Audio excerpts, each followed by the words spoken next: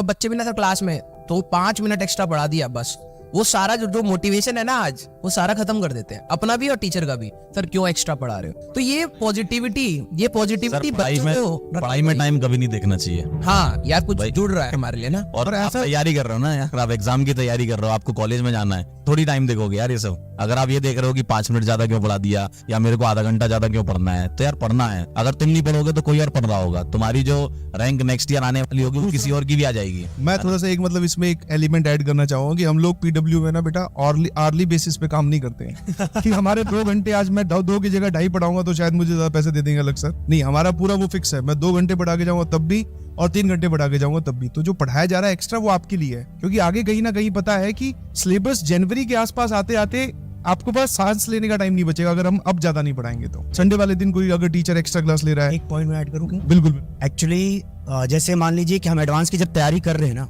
तो 7 घंटे सोने के बाद जो भी टाइम बचता है या तो तुम सेल्फ स्टडी करोगे या तो टीचर से पढ़ोगे। जब टीचर पढ़ा रहा है उसके बाद जो टाइम बच रहा है सब कुछ पढ़ना पड़ेगा। नो टाइम वेस्ट वाला टाइम टेबल फॉलो करना पड़ेगा।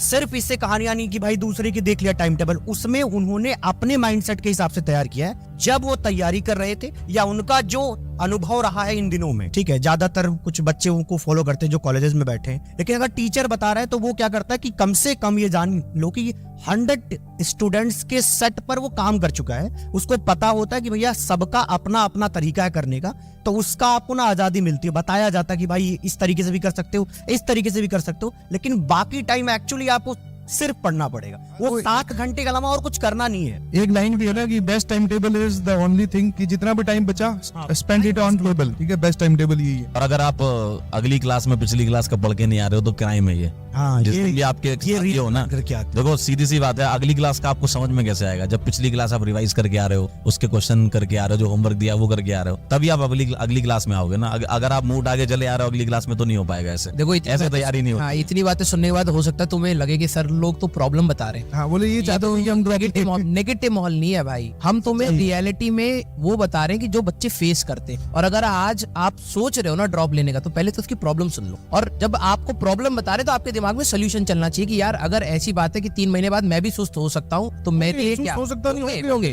तो आपके लिए क्या मोटिवेशन का सोर्स होना चाहिए कि आप क्यों 3 महीने के बाद दोबारा कलम उठाओगे। आपके पास खुद का एक सोर्स होना चाहिए कि हाँ मैं उस 3 महीने में जब एकदम सब कुछ मेरा डेड हो जाएगा तब मैं आगे क्यों पढ़ाई करूंगा। उसका 4 महीने के बाद जब आपका बैकलॉग होगा, टेस्ट के डिलेज होंगे, तो आप क्यों कलम उठा करके वापस ऑन ट्रैक आना चाहोगे। ये डिसीजन आपका होगा और ये सोल्यूशन आपको आज की डेट में सोचना पड़ेगा। अगर आप विदाउट सोल्यूशन आना चाह रहे हो ये सोच के यार कि मैं पिछली बार कुछ नहीं मिला इस बार कुछ मिल जाएगा, ऐसे नहीं होगा भाई। रेल बन जाएगी, लिटरली बता रहा हूँ। इतनी क्लासेस लगेंगी ना, रेल बना देंगे, बनाने वाले हैं। इतना कंटेंट है और वो कंटेंट पूरा आपको पढ़ाया जाएगा। आपको अब ये चीज समझनी है कि भाई 5-6 महीने में एक पेपर आएगा, फिर 2 महीने बाद एक पेपर आएगा, फिर 1-1.5 महीने बाद फिर एक पेपर आएगा। तो इतना विग्रस के लिए तैयार हो जाना, तभी सोचना इसके बारे में, अदरवाइज आपको इससे प्रॉब्लम्स ही लगेंगी। तो उसमें पसीना निकलेगा, पैर छिलेगा, उसमें माइंडसेट बहुत स्ट्रांग चाहिए होगा। उस वक्त अगर आपको कोई लुभावना वीडियो दिख जाता है कि बिल्कुल गलत कर रहे हो, ये रहा आसान तरीका,